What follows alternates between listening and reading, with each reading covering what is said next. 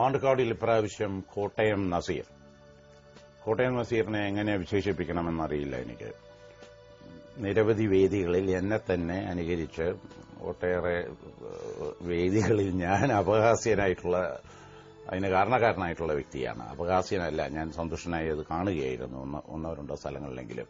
കഴിഞ്ഞ ഡേഞ്ചർ സോണിൽ നിന്ന് രക്ഷപ്പെട്ടു വന്ന ലോഫ്റ്റർ കേരളയുടെ ഈ താരങ്ങൾക്ക് സഹായഹസ്തവുമായിട്ട് കുറച്ചു പേരെത്തിയിട്ടുണ്ട്. കോട്ടയത്ത് നിന്നും ഇന്നസ് ബക്രു 12 മാർക്ക്, ആലപ്പുഴയിൽ നിന്നും കൽപ്പന 12, തിരുവനന്തപുരത്ത് നിന്നും ജഗദീഷ് കുമാർ എന്ന ജഗദീഷ് 12 മാർക്ക്, കോട്ടയത്ത് നിന്നും നസീറും ഒരു 12 മാർക്ക്. അങ്ങനെ ടോട്ടൽ 48 മാർക്കാണ് നിങ്ങൾക്ക് ലഭിച്ചിരിക്കുന്നത്. ഇനി നിങ്ങൾക്ക് ധൈര്യമായിട്ട് പ്രേക്ഷകരോട് SMS യാചിക്കാം. എന്തായാലും എന്റെ ചില ബന്ധുക്കളുടെ വീട്ടിൽ ഇദ്ദേഹം എന്നെ അനുകരിച്ച് ഇത് റെക്കോർഡ് ചെയ്ത് വെച്ചിട്ടുണ്ട്. പക്ഷെ ഞാൻ അവതരിപ്പിച്ച പരിപാടികളുടെ റെക്കോർഡിംഗ് അവിടെ കാണാനുമില്ല. അതാണ് അദ്ദേഹത്തിന്റെ വിജയം.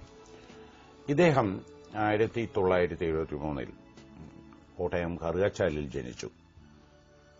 നസീമ മന്ദിരം. അച്ഛൻ ഒരു ദന്തവിദഗ്ധനായിരുന്നു. ഡോക്ടർ PF അസീസ് അമ്മ വീട്ടമ്മയായിരുന്നു. ഫാത്തിമ.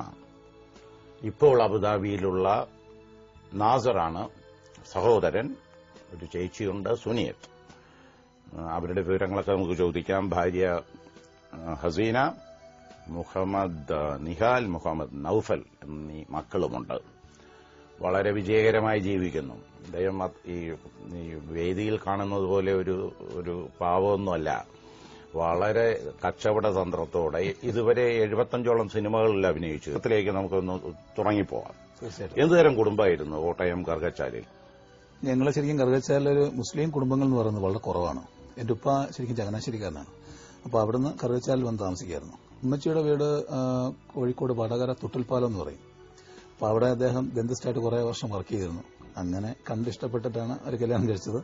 കണ്ടിഷ്ടപ്പെട്ടിട്ട്? അതെ അതെ. അതെങ്ങനെയാ സംഭവിച്ചത്? മുസ്ലിം സമുദായത്തിൽ സാധാരണ സംഭവിക്കാറുള്ളതാണ്. ഇതങ്ങനെ സംഭവിച്ചു എന്നേ പറയാൻ പറ്റുള്ളൂ. കൂടുതൽ ഡീറ്റെയിൽസ് ഞാൻ ചോദിക്കാത്തതുകൊണ്ട് അതിനെക്കുറിച്ച് കാര്യങ്ങൾ അറിയില്ല. എന്തായാലും ഒരു കല്യാണം കഴിച്ചു. അങ്ങനെ കറുകച്ചാൽ വന്ന് സെറ്റിലായി. അവിടെ വെച്ചിട്ടാണ് മൂത്ത 2 മക്കളും ഉണ്ടായത് മലബാറിൽ വെച്ചിട്ടാണ്, ഉമ്മച്ചിയുടെ നാട്ടിൽ വെച്ചിട്ടാണ്. ഏറ്റവും ഇളയ ആള് ചേച്ചിയും ചേട്ടനും.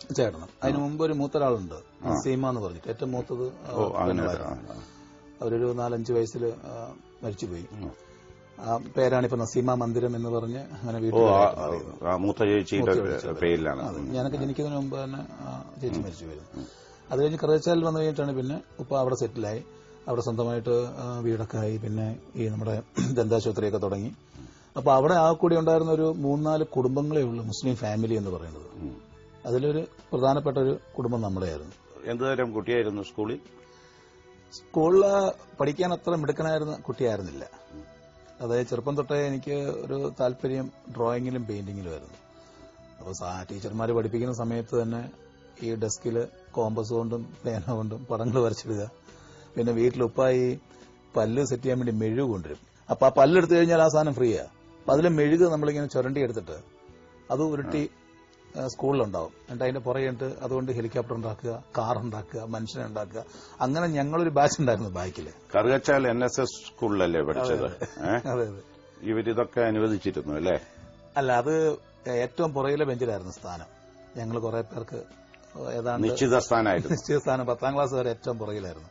കാരണം പഠിക്കുകയെന്ന് അവർക്ക് തന്നെ അറിയാം, ടീച്ചർമാർക്ക് അറിയാം പഠിക്കുകയെന്ന്. മുമ്പിൽ നിന്ന് പഠിക്കുന്ന കുട്ടികളെ ഉപദ്രവിക്കുകയും ചെയ്യും. പിന്നെ സ്കൂളിൽ ഒരു ടീച്ചർമാർക്ക് ഒരു ഇഷ്ടം തോന്നിയത് എപ്പോഴും ഈ പല കോമ്പറ്റീഷനിലും സ്കൂളിൽ നിന്ന് പോകുമ്പോൾ പെയിന്റിങ്ങിനോ അല്ലെങ്കിൽ പെൻസിൽ ഡ്രോയിങ്ങിനോ ക്ലേ മോഡലിംഗ്, കാർട്ടൂൺ തുടങ്ങിയ അങ്ങനെയുള്ള ഒരു കലാഭാഗത്തിൽ എല്ലാ പ്രാവശ്യവും എനിക്കൊരു പ്രൈസ് ഉണ്ടാവും. അപ്പോൾ അതിന്റെ വകയായിട്ട് മിക്കപ്പോഴും ഇപ്പം മന്നം കലാകായിക മേള അതിലാണെങ്കിലും വേറെ ഏത് കോമ്പറ്റീഷന് പോയാലും സംസ്ഥാന സ്കൂൾ ജൂനിയേഴ്സ് അടക്കം പോയാലും ഒരു ട്രോഫി എന്റെ വകയുണ്ടാവും. അപ്പൊ അതിന്റെ ഒരു കുറച്ച് ദാക്ഷിണ്യം എനിക്ക് തന്നിട്ടുണ്ടായിരുന്നു. കുറച്ചൊരു ഇളവ് പല കാര്യങ്ങളും തന്നിട്ടുണ്ടായിരുന്നു. അച്ഛൻ എന്ത് പറയുമായിരുന്നു ഈ കാലത്ത്?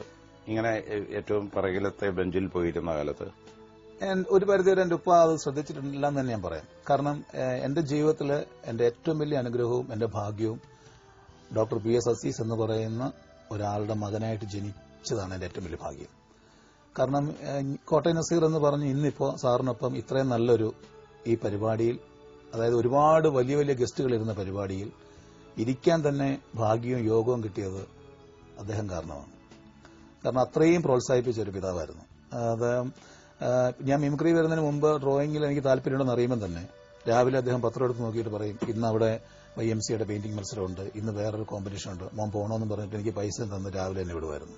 ഞാൻ പോയിട്ട് തിരിച്ചു വരുമ്പോൾ എന്റെ കയ്യിൽ ട്രോഫി ഉണ്ടാവും. എന്നിട്ട് അത് എടുത്തിട്ട് പല്ലെടുക്കാൻ വരുന്നവരെ മുഴുവൻ കാണിക്കുക, കറുകച്ചാൽ കവലയെ മുഴുവൻ കൊടുന്നുകൊണ്ട് കാണിക്കുക, ആൾക്കാർക്ക് എന്റെ മോന് കിട്ടിയാന്ന് പറയുക, എന്നെ കൊണ്ട് പരിചയപ്പെടുത്തുക. ആ കാലഘട്ടത്തിലെ ഈ ചേട്ടൻ നാസറും ചേച്ചി സുനിയത്തും എന്ത് ചെയ്യായിരുന്നു? അവര് പഠിക്കായിരുന്നു. പഠിക്കാൻ കുറച്ച് മിടുക്കിയെന്ന് പറയുന്നത് പെങ്ങളായിരുന്നു.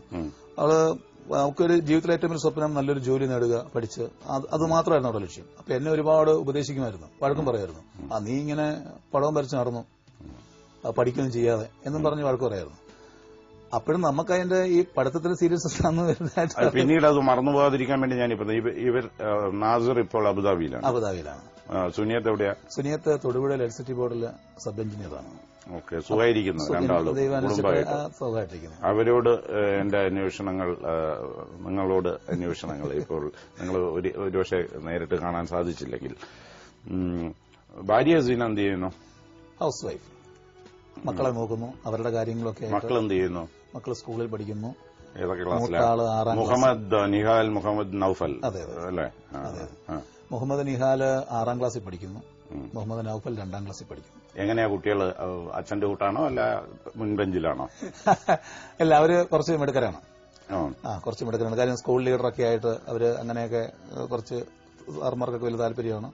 അങ്ങനെയൊക്കെ പോകണം. പിന്നെ ഈ പറഞ്ഞ പോലെ ഇളയാള് കുറച്ച് മിമിക്രിയുടെ ഉപദ്രവം ഉണ്ടെന്ന് തോന്നുന്നു. ഇപ്പോ ഇടയ്ക്കിടയ്ക്ക് വന്നിട്ട് ഞാനിങ്ങനെ അയാളെ കാണിക്കുന്നു പറയും. ഞാൻ പറഞ്ഞു, ആരെ? കരുണാകരൻ സാറിനെയൊക്കെയാണ് ഉദ്ദേശിക്കുന്നത്. അപ്പൊ അതുവരെ അയാളെന്നൊക്കെ ഞാൻ പറഞ്ഞു, അങ്ങനൊന്നും പറയില്ല, കരുണാകരൻ അദ്ദേഹം വലിയ ആളാണ്, അപ്പൊ കരുണാകരൻ സാറിനൊക്കെ പറയണം. പറയാ കാണിക്കുന്നുണ്ട്, എന്റെ മുമ്പ് എന്നിട്ട് കാണിക്കും, സാറിനെ കാണിക്കും, അച്ഛൻ സാറിനെ കാണിക്കും, അങ്ങനെ കുറെ പേരെ കാണിക്കും. അത് കാണുമ്പോൾ എനിക്കൊരു ഭയങ്കര എനിക്ക് സന്തോഷമാണ്, ഒരു കൗതുകമാണ്. കാര്യം അയാളുടെ ഇല്ലല്ല, ഇത് ഈ മിമിക്രി കലാരൂപം വളരെ തെറ്റിദ്ധരിപ്പിക്കപ്പെട്ട അല്ലെങ്കിൽ തെറ്റിദ്ധരിക്കപ്പെട്ട കലാരൂപമാണ്. ചിലർക്ക് അതിനെക്കുറിച്ചിട്ട് വളരെ പുച്ഛത്തോടെ ചിന്തിക്കണമെന്ന് ആഗ്രഹമുള്ളവരുമുണ്ട് കേരളത്തിൽ.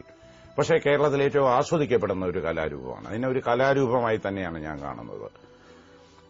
കോട്ടയം നസീർ എന്നെ അവതരിപ്പിച്ചിട്ടുള്ള സ്ഥലങ്ങളിൽ ഞാനിരുന്നിട്ടുണ്ട്. ഇതിൽ എന്താണ് ആൾക്കാർക്ക് വിഷമം? ഈ ആർട്ടിസ്റ്റ് എന്ന് വിളിക്കപ്പെടുന്ന ഇതിൽ സിനിമയിൽ ഒരു ഹാസ്യ നടൻ ചെയ്യുന്നതിലുപരിയായി ഇവർ ചെയ്യുന്ന തെറ്റെന്താണ്? ഇവർക്കെന്താണ് സമൂഹത്തിൽ ഒരു നികൃഷ്ട സ്വഭാവം കൽപ്പിച്ച് സമൂഹത്തിൽ നിന്നും മാറ്റി നടക്കുന്നത്? കേരള സമൂഹം പണ്ടേ ഈ സമൂഹത്തെ അംഗീകരിച്ചു കഴിഞ്ഞിരിക്കുന്നു.